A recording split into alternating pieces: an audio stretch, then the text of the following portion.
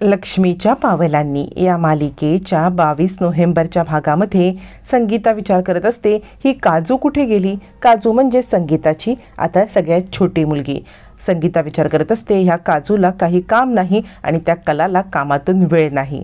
आता कसं काय करायचं त्या पूजेचं हा विचार करत असताना इकडे आता काजू बाईक घेऊन आता रेसिंग लावत असते. काजू म्हणजे चक्क मुलाचे कपडे घालून मुलासारखंच रेसिंग वगैरे करणारी आणि ती सांगत असते, मीच या रेसमध्ये जिंकणार, विषय आहे का? असं म्हणत रेस लावणारी ही काजू आता घरी यायला निघते. तोपर्यंत इकडे अद्वैत आणि सोहम हे जगदंबा भांडार शोधत शोधत पत्ता विचारत विचारत छोट्या छोट्या गल्ल्यांपर्यंत येऊन पोचतात, जिथून पुढे आता गाडी जाणार नसते. अद्वैत म्हणतो, कुठे जायचं, हे कसं जायचं, इथून कार पण जाणार नाही. सोहम म्हणतो, दादा हा विचार कर ना की इथून पुढे जाताना बाकीच्या लोकांची काय अवस्था होत असेल, त्यांना रोज इकडून जावं लागत असेल. अद्वैत म्हणतो, त्या लोकांचा विचार मी का करू, माझा काय संबंध आहे त्या लोकांसोबत, त्यामुळे तू नको सांगू त्या लोकांच्याबद्दल मला. सोहम म्हणतो, असं कसं, त्या लोकांना बघ ना किती अडचणीतून इकडे तिकडे जावं लागत असेल. अखेर दोघंजणं आता मात्र जगदंबा स्टोअरच्या दिशेने निघतात आणि जगदंबा स्टोअर दिसल्यावरती सोहम म्हणतो, दादा हे बघ हेच ते स्टोअर, मी आलो हा विचारून. असं म्हणत तो तिकडे येतो. त्या स्टोअरमध्ये कला पाठमोरी असते आणि तिथे कामाला असलेला रॉकेट असतो आणि रॉकेट म्हणत असतो, काय हवे तुम्हाला? याच्यावरती सोहम म्हणतो, हेच जगदंबा स्टोअर ना? रॉकेट म्हणतो, हो हो. मग लगेचच आता सोहम बाहेर येतो आणि तो सांगतो, दादा आपण जे स्टोअर शोधत होतो ना ते हे स्टोअर आहे, चल आपण इथे मूर्ती आपल्याला मिळते का ते पाहूया. मग अद्वैत आणि सोहम हे दोघंजणं जगदंबा स्टोअरकडे येतात आणि आता रॉकेट म्हणतो, अच्छा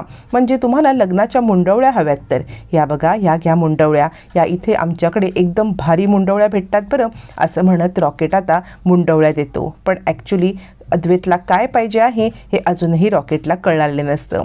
त्याच वेळेला अद्वैतची नजर कलावरती पडते आणि तो चिडतो.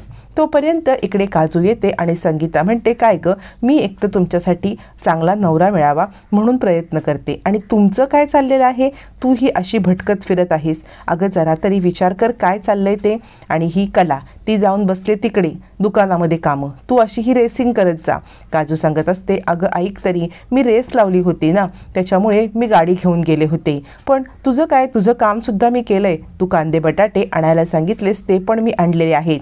संगीता म्हणते, अच्छा अच्छा बघू बघू, आणि ती पिशवी पाहते आणि 2 बटाटे बघून संगीताचा रागाचा पारा चढतो आणि ती म्हणते, 1 किलो कांदे 1 किलो बटाटे आणायला सांगितलेलं असताना मूर्ख मुली तू हे घेऊन आलीस का, खरंच माझं नशीबच फुटकं आहे. तोपर्यंत इकडे आता अद्वैत बघतो कलाला आणि तो म्हणतो, तू इथे म्हणजे तू काय माझा पिछा करायचा विडाच उचललायस का, मी जिथे जाईन तिथे तू येणार.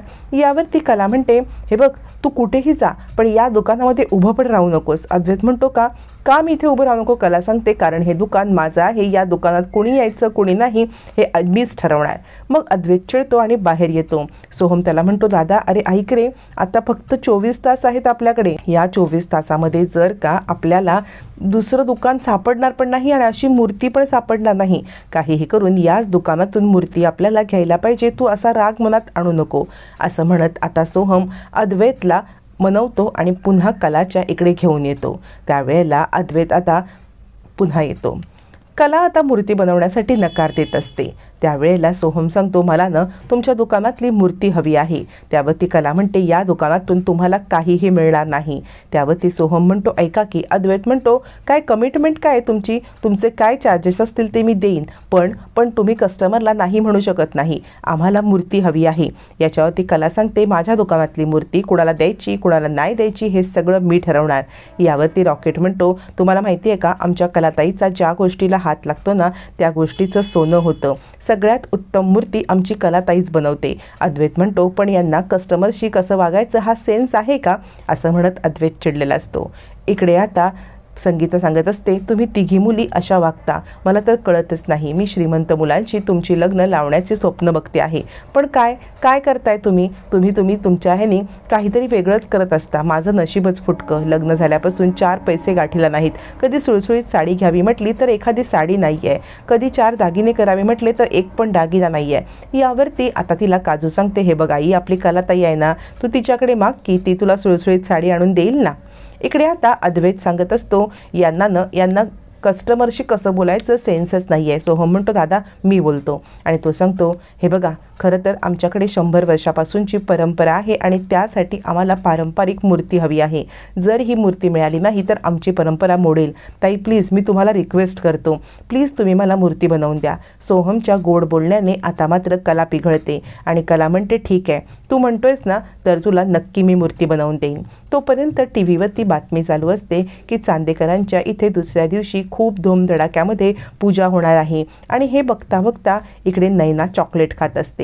तितक्यात तिथे संगीता येते, चॉकलेट हिसकावून घेते आणि म्हणते तू इतकी सुंदर आहेस ना, चॉकलेट खाऊन तुझी फिगर खराब करू नकोस. तुला माहिती आहे ना जर शाहरुख खान सुद्धा आला तर तो तुला सुद्धा पिक्चरमध्ये घेईल, लक्षात ठेव. पण तोपर्यंत तुला फिगर जपायला पाहिजे. श्रीमंत मुलाशी लग्न होईपर्यंत तू काही खायचं नाही, त्यानंतर खा की सोन्याची बिस्किटं वगैरे.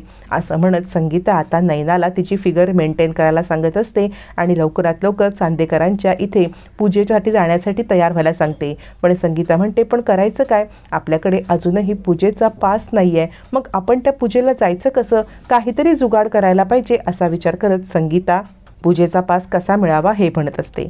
इकडे आता कला सांगत असते ठीक आहे, तुझा हा भाऊ बोलला म्हणून मी देईन मूर्ती, 10 दिवसात मिळेल मूर्ती.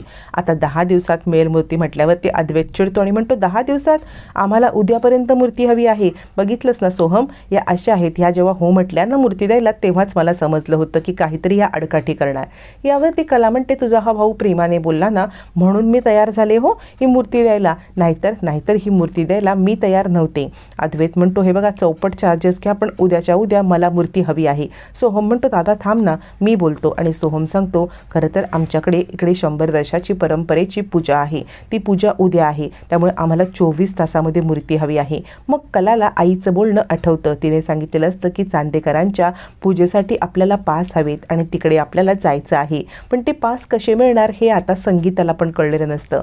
कलाला लक्षात येतं की हा तोच पासाचा आहे, तोच चांदेकरांची ही मुलं आहेत, त्याच चांदेकरांच्या पूजेला आईला जायचं आहे. मग कलाच्या डोक्यामध्ये आता विचार येतो काय करू, पास मिळवण्यासाठी काहीतरी करायला पाहिजे. पण अद्वैतचं उद्धट वागणं बघून कलाला राग सुद्धा आलेला असतो. अद्वैत सांगत असतो तुम्ही लवकरात लवकर मूर्ती देणार आहात का. याच्यावरती रॉकेट सांगत असतो आमची ताईने एका मूर्तीला हात लावला ना की त्याचं सोनं करते, सोनं ती. याच्यावरती अद्वैत म्हणत असतो हो सोनं करते, पण कस्टमरला विकायला मूर्ती नाही सांगते त्याचं काय. सोहम म्हणतो दादा थांब ना. आणि सोहम रिक्वेस्ट करतो आणि म्हणतो प्लीज आम्हाला उद्यापर्यंत मूर्ती मिळाली तर बरं होईल.